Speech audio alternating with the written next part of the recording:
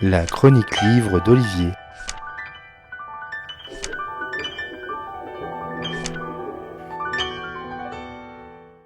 Sentiment violent qui pousse à vouloir du mal à quelqu'un et à se réjouir du mal qui lui arrive. De quel sentiment s'agit-il justement ? Celui qui dépasse la simple colère, celle qui est chevillée au corps et qui vous pousse à passer le Rubicon de la conscience, de la raison et parfois de la loi. Pour assouvir le sentiment de haine, un simple kidam s'est retrouvé à fomenter le plus vil scénario pour faire mordre la poussière à celle ou celui qui attise la dite haine.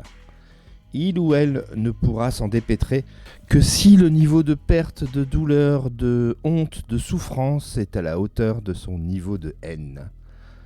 Dans son nouveau roman nommé « Ce qu'il faut de haine » paru chez Fleuve Noir, Jacques Saussé s'empare de la haine pour l'explorer.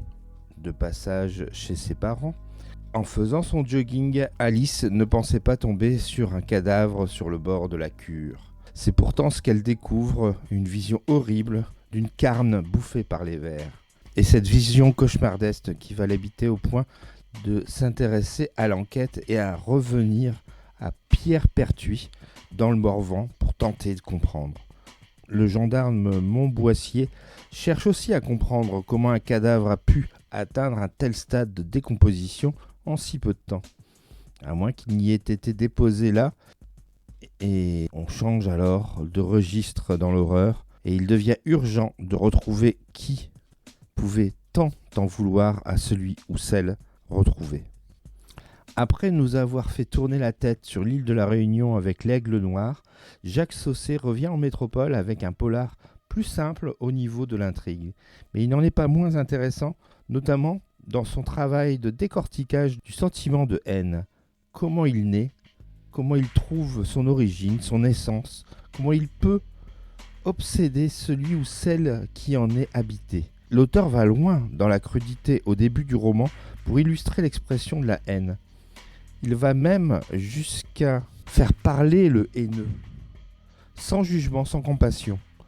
Jacques Saussé nous fait découvrir aussi ce coin de Morvan avec sa ruralité, ses secrets de village et de famille. L'auteur nomme assez vite les protagonistes, car le centre de gravité du livre ne se situe pas dans la découverte du coupable, mais bien dans les sentiments les plus extrêmes qui l'habitent. Ce qu'il faut de haine à ce qu'il faut de style et d'intérêt pour le placer sur le sommet de votre pile à lire. Voilà pour le nouveau Jacques Saussé intitulé « Ce qu'il faut de haine », Jacques Saussé, et c'est paru chez Fleuve Noir. Bonne lecture et à bientôt. C'était vraiment très intéressant.